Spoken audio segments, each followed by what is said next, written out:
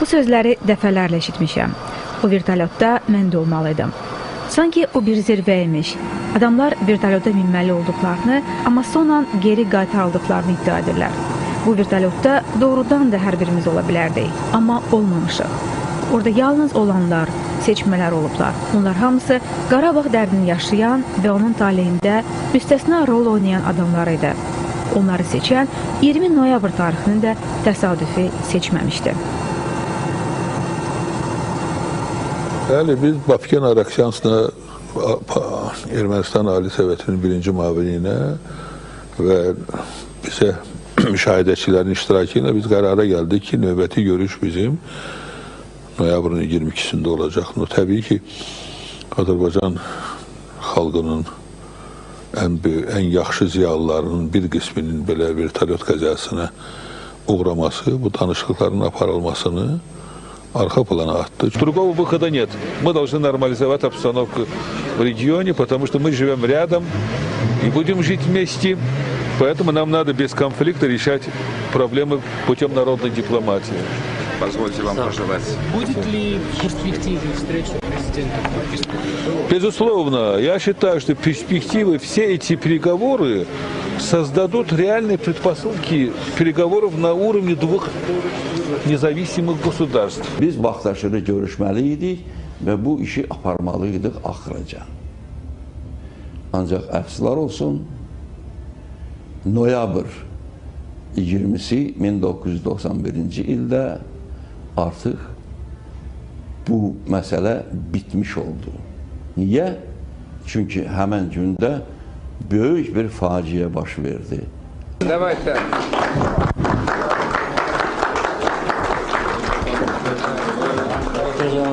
20 noyabrın puç etdiyi danışıqlar Azərbaycan torpaqlarını erməni silahlılarından təmizləməli, Azərbaycanlıların sıxışdırılması səylərinə son qoymalı idi. Onda hələ sülh imkanı vardı. Tərəflər hələ ağır danışıqlar gününün sonunda bir-birinin şərəfinə sağlıq da qaldırırdılar.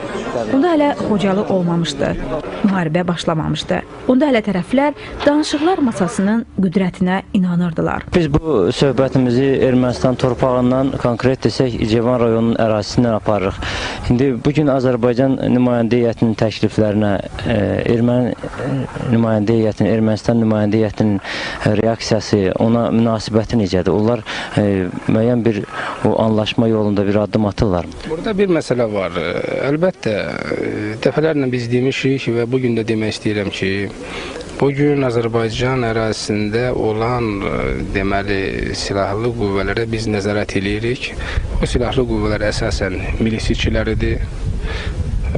Ümumiyyətlə Azərbaycanda operativ vəziyyətə biz nəzarət edirik. Bizdən fərqli olaraq Ermənistan tərəfi bunda çətinlik çəkir. Orada da elə qüvvələr var ki, bəzən onlardan asılı olmayaraq Azərbaycanın bu və digər yerində, xüsusən sərhəd rayonlarında atəş açırlar, adam öldürürlər, girov götürürlər və eləxir və eləxir və eləxir. Ona görə də bax, bütün bu konsepsiyanı biz hazırlamalıyıq ki, bir nömrəli məsələ bugün Azərbaycanın ərazisində olan bütün silahlı dəstələrin, Ermənistandan göndərilən silahlı dəstələrin çıxarılması məsələsidir. Polyanitskinin vaxtında daha güclü ordu yaradıldı. Baxmayaraq ki, 25 may 493 nömrəli prezidentin fərmanı var, 25 may 90-cı il tarixi ordu yaratma olmaz. Qeyri-rəsmi orduda yaratdılar və avqust 90-cı ildə də Ermənistan Daxili İşlər Nazirliyinin tərkibində daxili qoşunlar və AMON yaratdı. Onlar avqustda yaratdı, ondan sonra bizim respublikada da ona əsaslandırırlar ki, ermənilər belə bir ordu yaradıblar, bu da böyük bir ordudur. Və bu ordunu bizdə yaradıldı. Oktyabrda da AMON daxili qoşunlar da bizdə yaradıldı. Представьте, пожалуйста. Председатель КГБ Армении генерал Арутюнян. Очень приятно. Что вы ожидаете от этой встречи? Ну, в общем-то, то, что и ожидает ваша сторона. Добрую волю, в общем-то, желание решить те накопившиеся проблемы, которые накопились, чтобы был мир на этой земле, которая истрадалась за последние несколько лет. Но этого хочется каждый. Но я думаю, что со стороны Армении должен быть какой-то гарантия. А со стороны Азербайджана гарантии не нужны? Я думаю, что мы гарантируем. Прежде всего, защищаем свой суверенитет. Со стороны Азербайджана же нет никакой территориальной притязаний в Армении. А Армении тоже нет территориальных притязаний. Вот еще один вопрос. Вот как вы относитесь к боевики, которые перебрасывают через границы в Нагорный Карабах из Армении? Ну, так же, наверное, как и к тем ОМОНовцам, которые бесчинствуют на территории Карабаха. Ну, это ОМОН законный, организованный милиция. Но если почерком они ничем не отличаются, и та, и другая сторона ничем своим почерком не отличаются. Но они защищают прежде всего свои земли. Ну, вы понимаете, а как той стороне защищать свои земли, по-вашему? Как просто свой дом, вот вы, в ваш дом кто-то ворвется, неважно, армянский боевик или азербайджанский ОМОНовец, вас будет убивать, вы не будете защищаться? Bu danışıqlar davam elədi. Axırıncı danışıq noyabr ayının 18-də oldu. Noyabr ayının 18-də biz Qaynavan qəsəbəsində görüş keçirdik. Azərbaycandan 12 nəfərin nümayəndə heyətinin cəmi 4 nəfər xüsusi təyinatlı qoruyurdu. Nümayəndələr noyabrın 18-i Qaynavan qəsəbəsində danışıqlar apardığı bir vaxt Azərbaycanın o vaxtki Martuni, indiki Xocavənd rayonu ərazisində qırğın baş verməkdə idi. Məhz bu qırğın sonun başlanğıcı olacaqdı.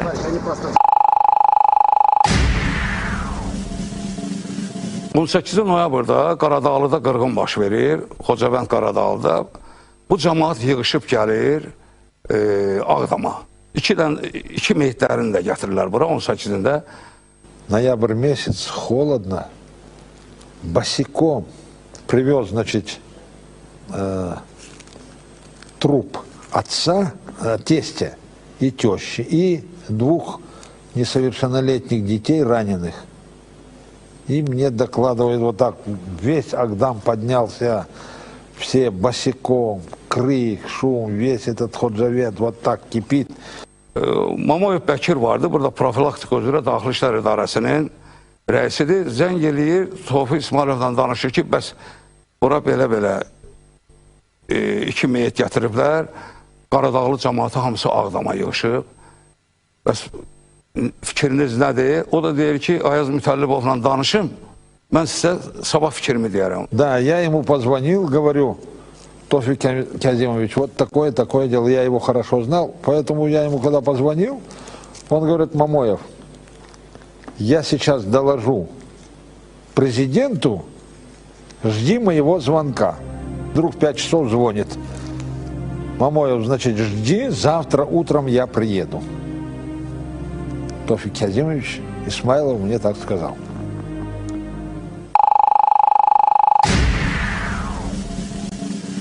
On 9 noyabr 91-ci ildə mən Bakıya Kiyevdən qayıtdım. Kiyevdə iclas keçirilirdi, MDB-nin iclası. O iclas tutaran kimi axşam gəldim, saat 10 radələrdə çatdım Bakıya. Axşam geri qaydanda, yəni hava limanında rəhmətli Tofiq İsmailov da prezident getdiyinə görə onu qarşılayırdı və orada Tofiq İsmailov məlumat verdi ki, biz səhər Qarabağa uçmaq istəyirik. Mütəllibov razılıq vermədi. Dedi ki, Ayaz, biz birimizə sən deyirdi, Ayaz, mən sabah Ağdama gəlmək istəyirəm, orada iclas çağırmışam. Dedim, nə olar ki, lazımdır. Həmən o qərargahın iclası lazımdır. Bir də mən Qarabağa baxmaq istəyirəm. Dedim, bax, burada stop. Mən qəti sürətdə sənə icazə vermərəm, Ağdamdan harasa gedəsən. Qarabağa belə getmək mümkündür, olmaz. Mən orada 3 dəfə olmuşam, mən bilirəm necə olmuşam. O ziyarətin şərtləri var. Я тебе категорически в форме запрещаю. Ты меня слышишь? Əlin çiynimə qoydu. Не волнуйся, все будет нормально.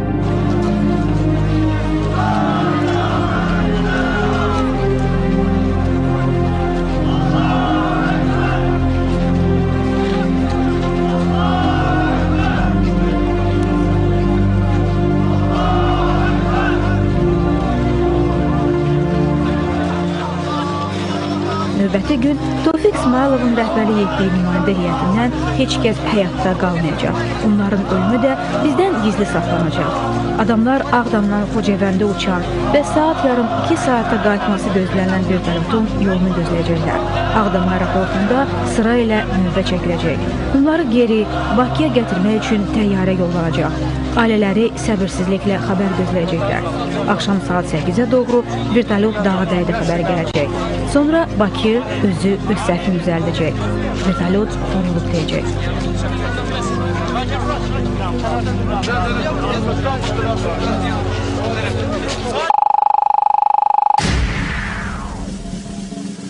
20 noyabrda 9-da Tofiq İsmayılov rəhmətli, o tərkibini də elan eləməyəcəm bilirsiniz, o cümlədən sizin atanız, mərhum Osman müəllim, Azərbaycan Respublikası Prezident aparatının mətbuat xidmətinin rəhbəri idi, o vaxtı rəhmətli.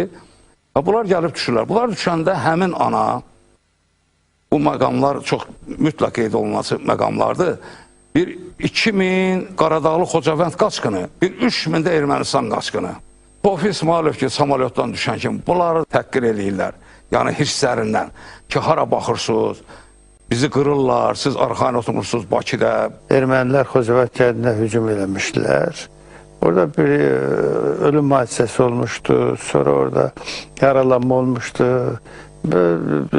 Həm ermənilər tərəfindən, həm biz tərəfdən qarşılıqlı bir vuruşma olmuşdu. Xocavəndlər oradan kənddən çıxıb gəlmişlər, hamısı Ağdama.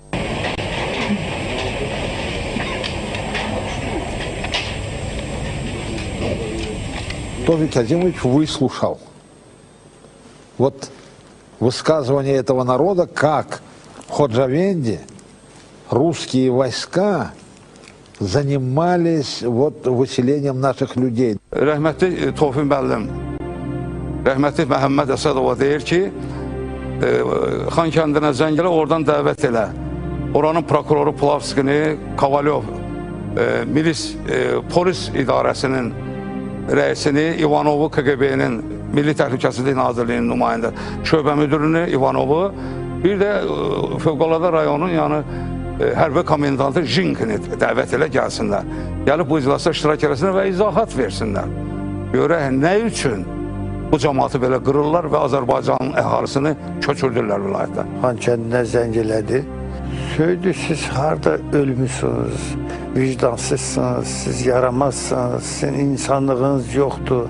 Niyə siz belə vəziyyətə imkan verirsiniz?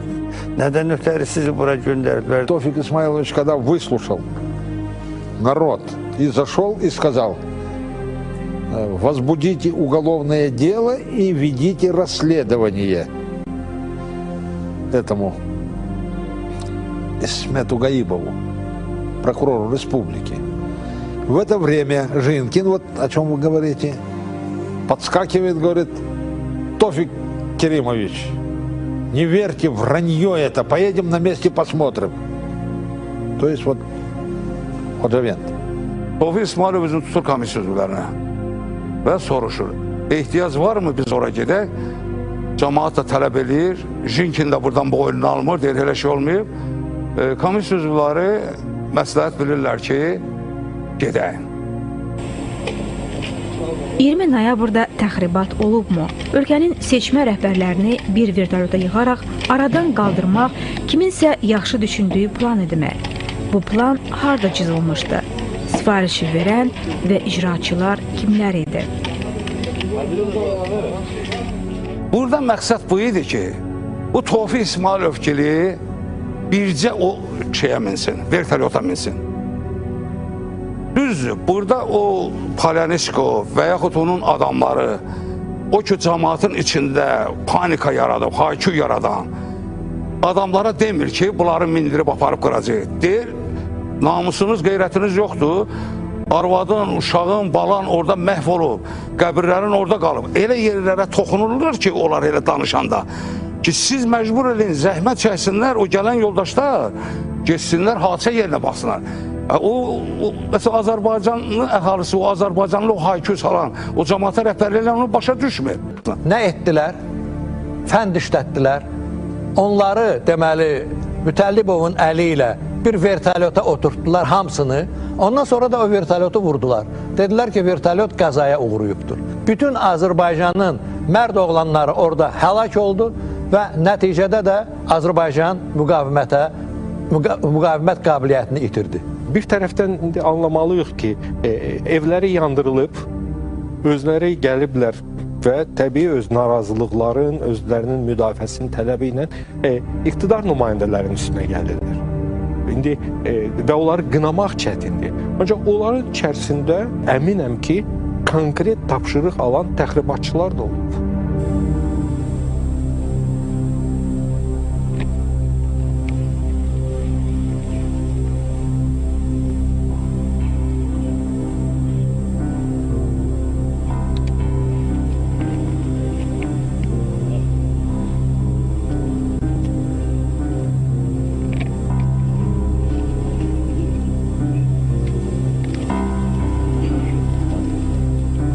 O dəqiqə Polyanitsko, Viktor gedir Dağlıq Qarabağa hadisə yerinə, Qarakəndə. Bunun indi hadisə yerinə getməni, ermənilərə göstəriş verməsini, hadisə yerini mühasirəyə aldırıb, ora heç kəsi buraxmaması, saat axşam 7-yə kimi heç bir yerə məlumat verilməməsi, bu hadisənin gizlin saxlanılması, o 8 saatda orada 11-15-dən axşam saat 19-a kimi orada nə işlər görürlər, nələr olub, onu bir Polyanitska bilir, bir də onun Allah'a. Ağdama gələn jurnalist Çingiz Mustafayev polis rəisi olan İslah Başayevdən onun hadisə barədə bildiklərini öyrənməyə çalışırdı. Siz bu müsahibədən çox şey öyrənə bilməyəcəksiniz. Hərçənd İslah Başayevin deməyə sözü vardı.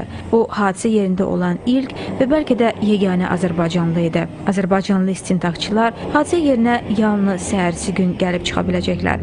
Çingiz Mustafayevlə noyabrın 20-si gecə saat 1-də söhbət edəndə isə İslah Başayev artıq hadisə yerində olub geri qayıtmışdı.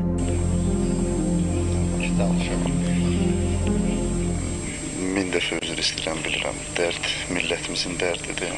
Amma yoldaş polkovnik, onları görənlərdən, axırıncı görənlərdən biri siz olmuşsunuz. Sizcə və siz bildiyinizə görə onların əsas bu vertolyota minib hamısının ora getməyinin səbəbi. Getdilər onlar. Saat 2-nin yarısı getdilər. Kəndə çatıblar, çatmışlar, mən deyə bilərəm. Biz sonra da aeroportda gözlədik. Bunlar qaydanda götürüb gətirək. Bütün cəmaatı götürüb gətirək şəhərə. 6-ya kimi aeroportda gözlədik, gəlib çıxmadılar. Rasiya ilə hər yerin əlaqə saxladı, heç kəs. Gördüm deyən yoxdur, heç kəs xəbər vermədi. Nəhayət gəldik bura, mən şöbəyə gəldim. Buradan başladı əlaqə saxlamağa. Və nəhayət məlumat aldıq hərbiçilərdən ki, onlara informasiya daxil olur ki, hərbiçilərə. Martini Qaradağ, Qarakənd kəndinin yanında vertolyot qəziyə düşübdü. Nədən düşüb, nədir biz elə bilmirik amma. Vəziyyəti bilmirik ki, aydınlaşdırırlar əlbəttə. O vertolyot partlayan rayonda Azərbaycanlı kəndimi, ya belə Azərbaycanlılar yaşayan yer var? Yox, o hissə, o rayonda, Martuni rayonda Azərbaycanlı kəndi var, 5 kənd var. Amma orada o hissədə yoxdur, vertolyot düşən yerdə erməni kəndləridir. Erməni kəndləridir. Çox sağ olsun. Onu az sonra Viktor Polyanitska ilə də görüş gözləyirdi. Polyanitkanı Ağdam polis rəisinin yanına gətirən nə idi? O, nəyə əmin olmaq istəyirdi? Dərs keçdi, gördüm, o Polyanitska gəldi ora. Gəldi, mənim oturmaz da mənim yanıma o gəlib eləyən deyil qətiyyən. Mən də onun məndən zəhləsi gedirdi, mən də ondan zəhləm gedirdi, xoşum gəlmirdi. Gəldi, salam, bəs orada vəziyyət nətərdir filandı. Mən o qədər şey eləmədim, dedim, Çingiz cavab verdi, elədi. Biraz otdu, nəysə sonra çıxdı, getdi. Haraya getdi, necə oldu, bilmirəm. Hadisə yerində İslah Paşayev olub, 10 saatdan sonra. Bunlar 10 saatdan sonra orada olanda deyir, vertolyot yanırdı. Vertolyotun alüminyumdan ibarət olan hissəsi su kimi axıb gedirdi üzü aşağı. Yaxşı, bu Polyanitska ilk andan ermənilərlə, ruslarla bir yerdə ərazini bayaq qeyd elədiyim kimi mühasirəyə aldırıb. Orada baş verən hadisə haqqında heç bir yerə məlumat vermir, oranı gizli saxlayır. Ola bilməzdi ki, bir yanğın maşını çağırsınlar, bu vertolyotu söndürsün. O özü bir böyük şübhə doğurur ki, demək belə lazımıymış. Polyanitskaya belə lazımıymış ki, bu vertolyot yansın, külə dönsün. Day hamısını görmək mümkün deyildi. Qalanı bir-birinin üstə qalanmışdı belə, meyitlər bir-birinin üstə qalanmışdı. Belə vəziyyətdə idi. Təyyarənin o alüminium hissələri ərimişdi, təxminən bir 10-15 metr arx kimi axıb getmişdi.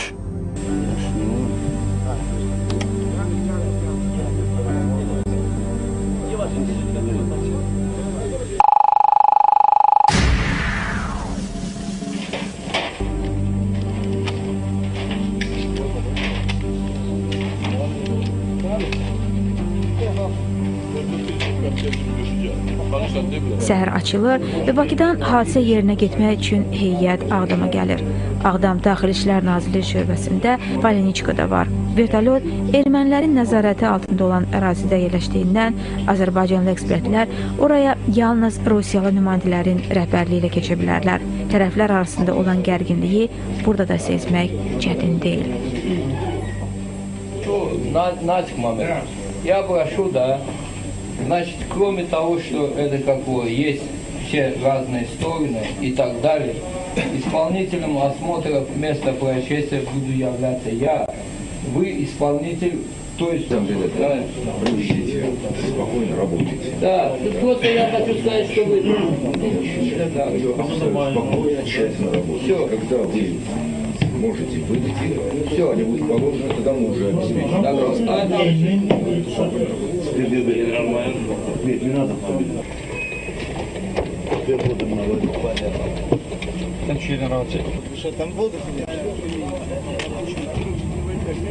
Bu kadrlardan görünür ki, Ağdamdan Xocavənd kəndinə getmək üçün bir neçə postdan keçmək lazım gəlir. Bu yoxlama məntəqələrini Sovet qoşunları ilə bərabər erməni əskərləri qoruyurlar. Vertolyotun qalıqları olan əraziyə icazəsi olan Azərbaycanlı jurnalisti də buraxmaq istəmirlər. Yenə Çingizin kadrlarını izləyək.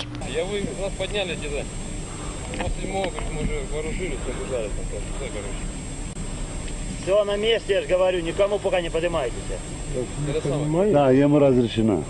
Нет, я сказал, никому не поднимайтесь. Все, больше никого. Meşət ya, bak bir dənə adildi, qutardı. Heç birimiz danışmıyor. Мы сейчас. Вы будете... Есть у нас. Да, 2 человека.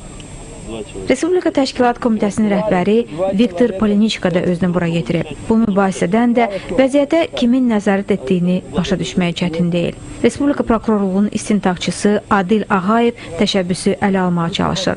Təəssüf ki, burada kamera söndürülür. Давайте определимся, что мы делать. В группе подняться. Давайте, что будем делать? Чего? Вы здесь поставили меня и говорите, давайте... Adil Ağayev üçün bu adi cinayət işi deyildi. Burada onun həmkarı Respublikanın baş prokuroru İsmət Qayıbov da öldürülmüşdü. Peşəkar soğuqqanlığı ilk dəfə idi ki, ona naxələf çıxırdı.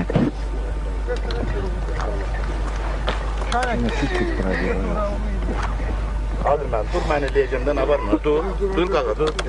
Mən eləyəcəm də əzizim, dur əqa. Mən eləyəcəm. Mən orada bir neçə il işləmişəm. Oradakı qruppalara rəhbərlik eləmişəm, onların işinə, o hadisə yerlərində, əsarətində olmuşam hadisə yerində.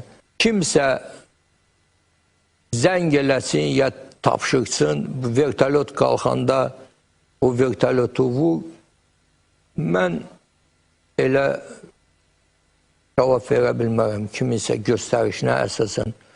Bəlkə də olub göstəriş, amma bizdə istintaq materiallarından belə ifadə, belə sənəd yoxdur ki, kimsə göstəriş verib. Ya vertolyot göydə vurulub, ya da vertolyot Popovun, Polyanişkin rəhbərliyi elədiyi aeroportda müəyyən bir hissəsi sıradan çıxırılır, texniki cəhətdə ondan asazlıq yaradılır, qabaqcadan, qəsdən. Uçandan 10 dəqiqə sonra gedir Qarakəndin üzərində, düşür yerə.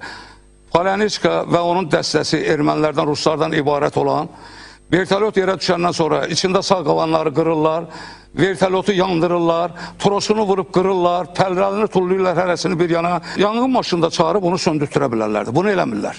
Mən elə bilirdim ki, istintaq qrupu ilə Moskvadan gələnlər daha ciddi bu işlə məşğul ola bilərlər. Çünki söhbət dövlətlər arası terror faktından gedir. Ancaq pişim, belə ittibatlı. Arxası üçün gedən olmadı. Mən artıq uca gedmiş idim. Mən vəzifədən gedmiş idim. Təqribən bilinir ki, orada hansı dəstə, orada da ermənilərdə də müəyyən dəstələr olur. Xocavadda məsələn filan kəsin dəstəsi, deyək ki, Hadrutda filan kəsin dəstəsi, deyək ki, məsəl üçün, cürbəcür dəstəsi. Orada da təqribən müəyyən olunubdur ki, hətta adın familiyası ilə ki, bu vertolyot kim vurubdur? Ola bilər ki, onların çoxu qaçdı, getdi. Ola bilər ki, bəziləri qalıbdır. Ola bilər ki, onlara qəhrəman adı verirlər. Sizdə o barədə məlumat yoxdur. Ancaq belə şeylər olur. Yəni, məlumdur. Orada vertolyotu vuran ad familiyaları da məlumdur.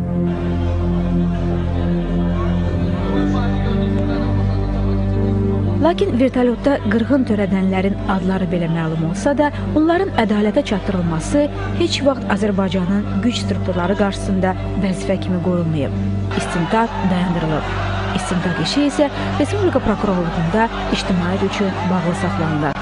Rəsmi istintaq nəticəsinin olmadığı bir şəraitdə əsaslı-əsassız fərziyyələr dolaşır. Bunların arasında günahı öz sıralarımıza axtaranlar da var. Belə fərzlərdən biri o vaxtki prezident Ayaz Mütəllibovla bağlıdır.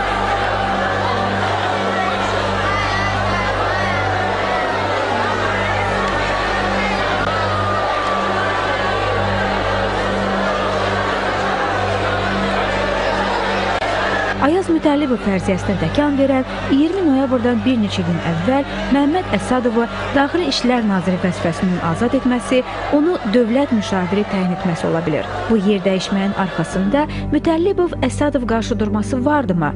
20 noyabr faciəsindən o vaxtki prezident Mütəllibov itirir, yoxsa qazanırdı?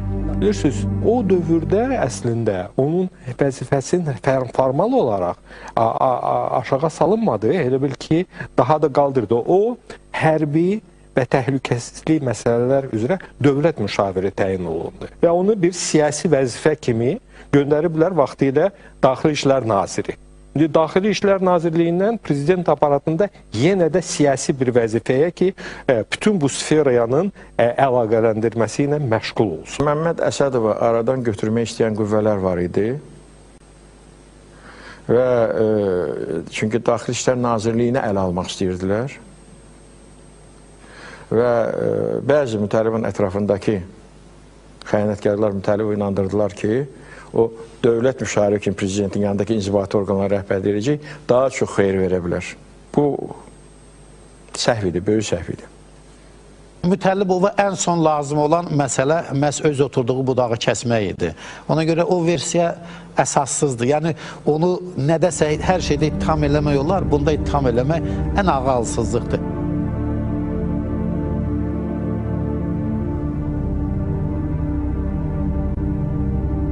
20 noyabr faciəsi ilə bağlı ən çox adı hallandırılan adamlardan biri də o vaxtki parlament spikerinin müavini Tamerlan Qarayevdir.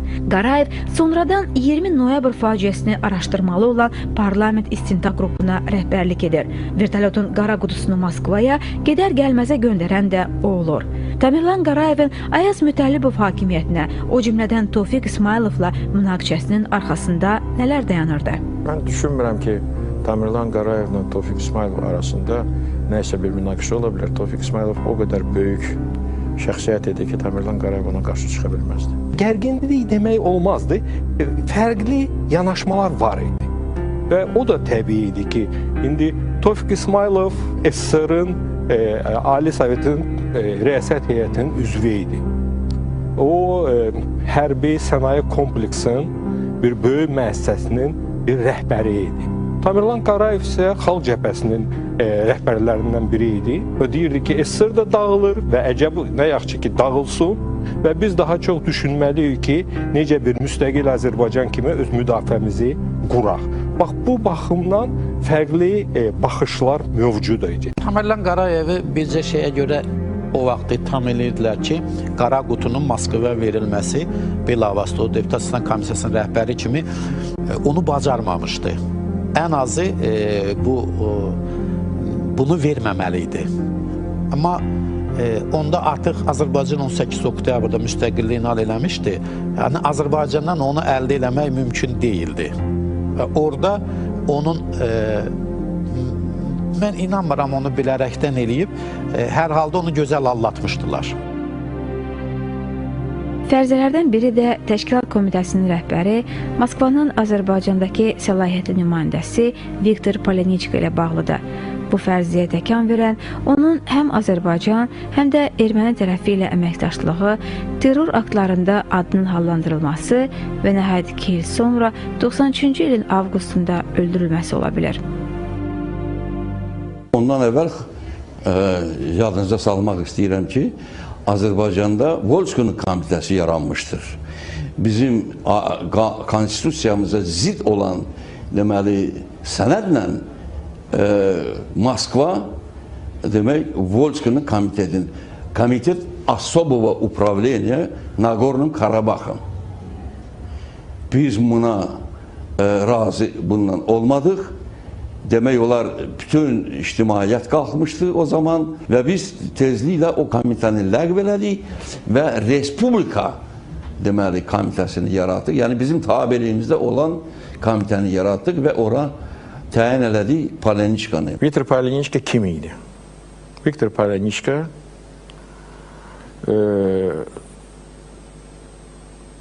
Sovet ordusunun xüsusi kəşfiyyat idarəsinin generalı.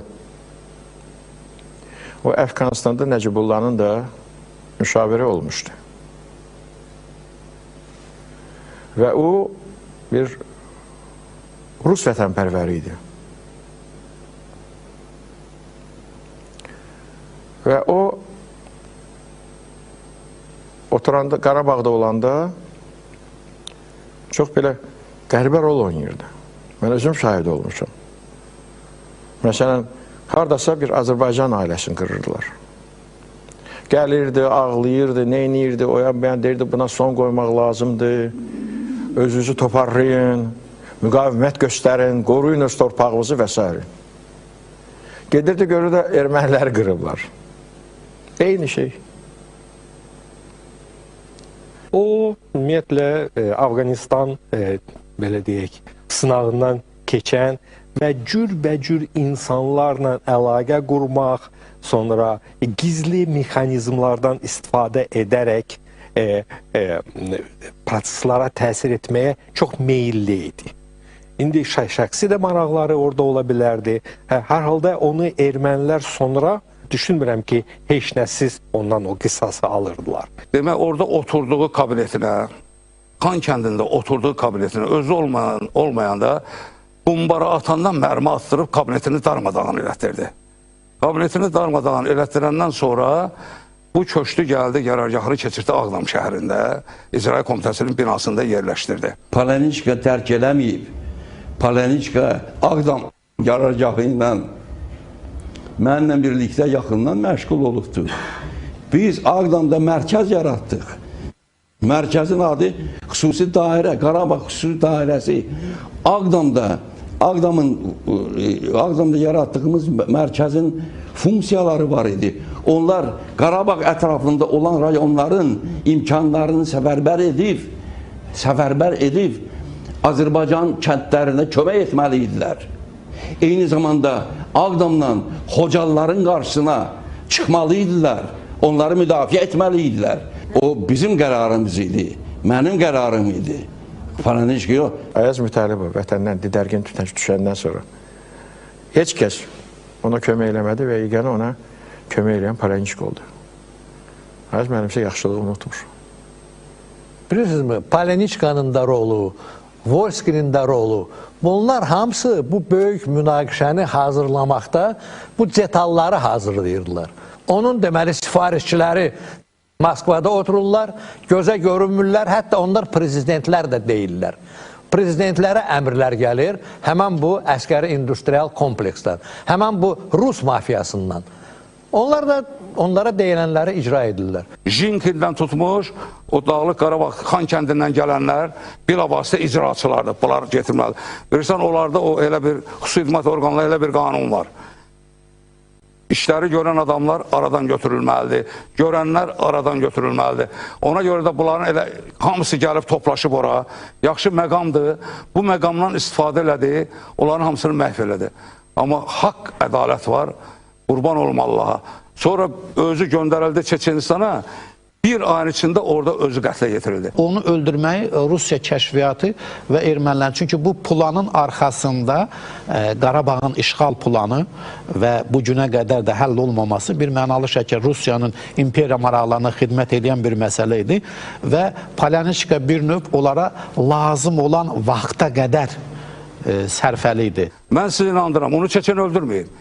O kimləri ki, kimin təşkilatçılığı ilə, hansı üsulla qətlə yetirdi 20 noyabr və başqa hadisələrlə Mikhail Gözəlov kimisini necə qətlə yetirdirdi, həmin üsulla da onun öz yoldaşları, öz şərikləri də onu ortadan götürdülər. Mən sizi inandıram. Yəni o qanundur. Götürdürür, sonra da özünü götürdülər ortadan. Polyanişka çox böyük işlər gördü vaxtı ilə.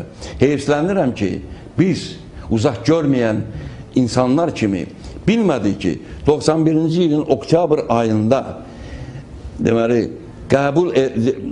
Ali Sovetin qərarı ilə Azərbaycanın ərazisindən daxili işlər qoşunlarının tərkib hissəsini götürmək tezliklə, halbuki o zaman bizim hələ ordumuz yox idi, o deməkdir ki, biz Qarabağı çılpaq qoyduq.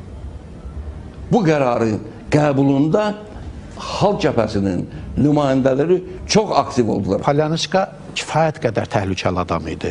Kifayət qədər təhlükəli idi. Və Azərbaycan o vaxtı Qarabağ məsələsində gecikməsinin də bir səbəbi Polyanişkanın həddən artıq profesional kəşfiyyatçı olması idi. Yəni o Azərbaycana vura bildiyi bütün ziyanları vurdu. Düşünmürəm ki, onun qarşısında elə bir məqsəd duraydı ki, Azərbaycana ziyan vursun. Xeyr. O, imperiyanın Azərbaycanda Roma vaxtında prokonsul deyirdilər, səlahiyyətli nümayəndəsi idi və onun öz missiyası var idi və o missiya çərçivəsində hansı bir erməninin ya Azərbaycanın həyatı, onun belə deyək, gələcəyi elə də böyük əhmiyyət onun üçün vermirdi.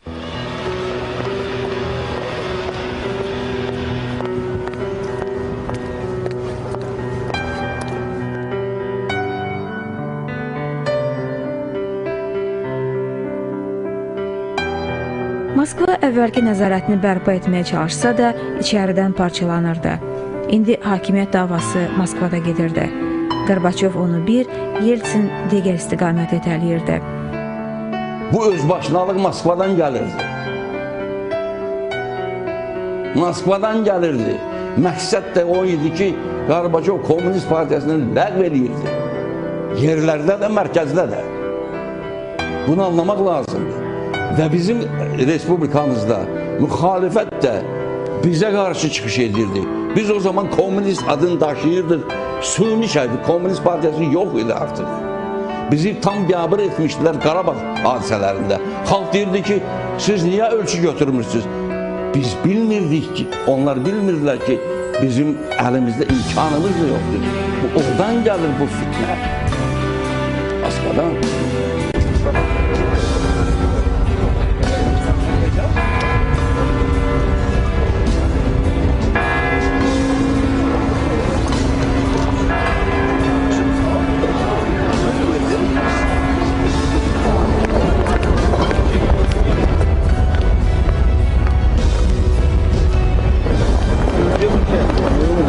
Yaqub Məmmədovun sözün, məşhur sözün yadıma həmişə.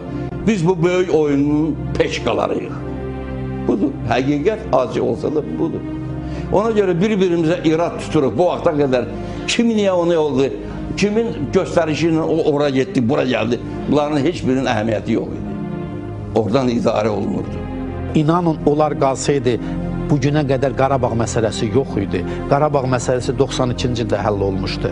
Yəni, o həll olmaq üzrə idi deyə vurdular. Çünki ondan sonra baxın, Azərbaycan faciə üstündə gəldi. 6 gün sonra biz Dağlıq Qarabağın statusunu ləğv elədik, Milli Şura yaratdıq. Bunların hamısı bir silsilədir. Bir silsilədir. Azərbaycana zərbələr endirmək, Azərbaycanın moralini sındırmaq, Azərbaycanın milli qürurunu tapdalamaq, aşağılamaq, ondan sonra Azərbaycanı heç nə edib, Azərbaycanla istədiklərini etmək. Amma bu məqsədlərində çata bilmədilər. Bilirsiniz, mən bu xəbəri tutan kimi elə bir vəziyyətə düşdüm ki, axı prezident olandan o, prezident insandır da, elə vəziyyət düşdüm, elə bir ki, mənim, bax, 2 qolum da yox oldu. Qol qanadım yox oldu. Həyəcan içindəydim mən. Mən duyurdum ki, bilavasitə olmasa da ancaq yanaki bu mənə yönəldilmiş zərbə idi. Kimsə mən qane etmirdi. Kimsə qisas alırdı bizdən və niyə görə qisas alırdı? Cürbəcür fikirlər keçirdi beynimdən. Bilirsiniz, dünya təcrübəsi göstərir ki, böyük məqsədlər üçün kiçik qurbanlar vermək adi bir məsələdir. 2-3 başqa millətdən generalın ölməsi, öldürülməsi siyasi problemin həllinə kömək etmir. Amma Azərbaycan kimi gənc müstəqil 10 gün cəmi 1 aylıq müstəqil olan dövlətin aparıcı ziyalılarının, aparıcı dövlət adamlarının aradan götürülməsi ölkə daxilində böyük çaşqınlıq yaradır. Tofiq İsmailovun çox böyük təcrübəsi var idi. O zamanları SSR əhəmiyyətli Elmi Tədqiqat Mərkəzinin baş direktoru idi. O vaxt deyirlər idarə edici, indi isə deyirlər menecer. Çox güclü menecer idi və onun sözündən heç kəs çıxmırdı. Götürək İsmət Qayıbovu. İsmət Qayıbov prokuror kimi gedirdi, heç bir mühafizəsi zadsız gəzirdi Qarabağda, kəndlərə gedirdi və s. Erməniləri tuturdu, mühakimə edirdi. Ona SSR Baş Prokurorluğundan təzyiqlər olurdu ki, filan kəsi burax, deyirdi, buraxmıram. Yəni, öz vətən qarşısında borcunu, qanun qarşısında borcunu yerinə getirirdi. Osman müəllim Azərbaycanın təbliğat müharibəsində böyük rol oynayırdı. Çünki gəlin açıq nə deyək ki, Qarabağ münaqişəsi başlayanda biz ilk əvvəl təbliğat müharibəsini tutduq. Təbliğat müharibəsi böyük şey idi. Məmməd Əsədov çox güclü şəxsiyyət idi və bu inzibati orqanları çox gözəl bilirdi. Onları çox gözəl idarə edirdi. Mən sizə deyim ki, Məmməd Əsədov əgər Daxili İşlər Naziri qalsaydı, bağışlayın məni, Tofiq Kərimov idi. Məmməd Əsədov vaxtda dövlət çeşidi ola bilməzdi. Onlar Azərbaycana qarşı məhkirli, geniş miqyaslı, misli olmayan təcavüzün qurbanları oldular. Azərbaycanın yeni dövlətçiliyinə böyük zərbə oldu bu itki və eyni zamanda mənim şəxsi faciəmə səbəb oldu. Və ardılcıllıqla noyabr qəzasından sonra yeni qəzalar gəldilər. Xocalı soyqırımı gəldi. Bizim rayonlarımızın itirilməyə gəldi. Və s. və s. və s. Mən o hadisədən sonra erməni ilə oturub danışmaq üçün mən istəyirdim əlimə bir şey keçdə vırım təpəsinə. Yəni, ümumiyyətlə o görüşə gedib onun sifətinə baxıb danışmaq qeyri-mümkün idi. Yəni, mənim daha çox siyasi diyaloqla mən məşğul idim. Yəni, mən təsəvvür etmirdim ki, o hadisədən sonra mən gedib onlarla masa arxasında oturub nədənsə danışım. Həmkarlarımın o şəxsən tanıdığım, yaxşı münasibətim olub. Mən Osman Mirzoyevlə o hadisədən bir gün qabaq oturub Stalovda çörək yiyirdik, söhbət eləyirdik ki, nə olacaq, nə olmayacaq. Həmin Məhəmməd Əsədovla, Tofiq İsmailovla bir çoxları Zülfi müəllimdən və birdən-birə xəbər gəlir ki, bunlar hamısı öldürülüb orada. Ondan sonra təkrar edirəm, o tərəflə oturub danışıq, hansısa bir sülhdən danışmaq ki, yox, bu düşmançılığı kənara qoymaq lazım. Olduqca bu psixoloji cəhətdən də çox çətin idi. Onlar Azərbaycan xalqının, dövlətinin yolunda gedən ilk şəhidlərdir. Onların qarşısında mən baş əyirəm. Yəni hamısını tanıdığıma görə mənim ən böyük təsirim odur ki, kaş mən də onlarla olum.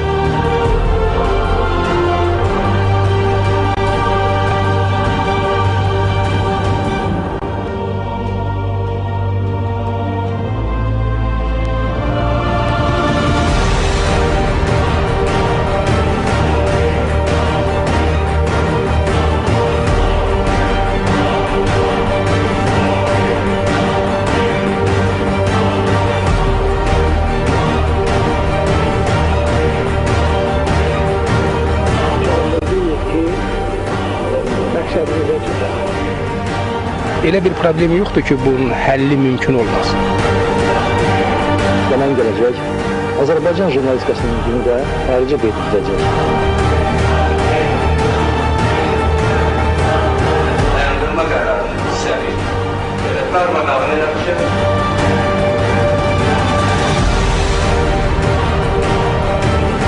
Bizim bu səfərimiz Ermənistan Respublikasınadır. Dağlıq Qarabağa zorla, çomaqla, nə bilim, hədiyyə ilə getmirik biz. Bundan sonra çox çətinliklər olacaq.